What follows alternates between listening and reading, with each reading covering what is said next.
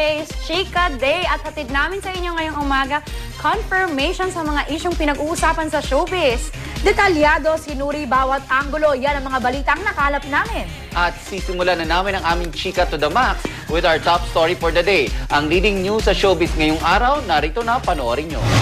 Hindi mahulugang karayom ang Araneta Coliseum sa dami ng taong nanood noong Martes ng Mr. and Mrs. A. Ang kauna-unahang concert ni Regine Velasquez at Ogie Alcacid bilang mag-asawa. Star-studded ang naturang sold-out concert na dinaluhan ng ilan sa mga sikat na singers at personalidad ng bansa.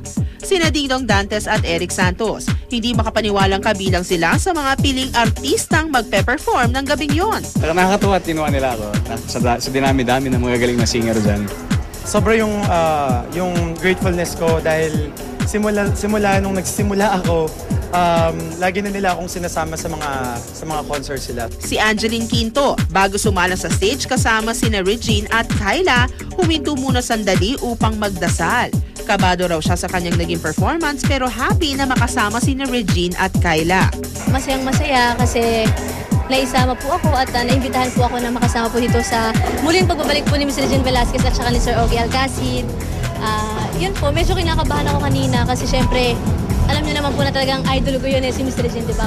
Ang sikat na characters ng Boy Pickup segment ng Bubble Gang na sina Boy Pickup at si Ait Ait Katahimikan bumisita sa concert. Bago sila sumalang, todo papansin muna sila sa camera ng Showbiz Exclusives. Siyempre, mawawala ba sa eksena si Neneng B portrayed by Sam Pinto? Actually, pag nagmo-motorcade ako or mall shows, tawag na sa akin Neneng B, hindi na ako si Sam Pinto. Yun. Sobrang lakas kaya nito. Grabe. Sobrang saya. I'm so proud of myself. Spotted din sa Mr. and Mrs. A concert sina Vice Ganda with Liz Uy, Pop Princess Sara Geronimo with Mommy Divine at American Idol Season 7 finalist David Archuleta. Isa sa mga naging highlight ng concert ang video presentation ng panganay ni na Ogie at Regine na si Baby Nate.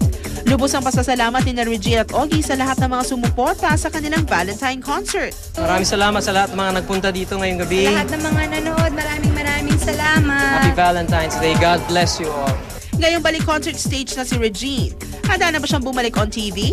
May kasunod na bang TV projects ang mag-asawa?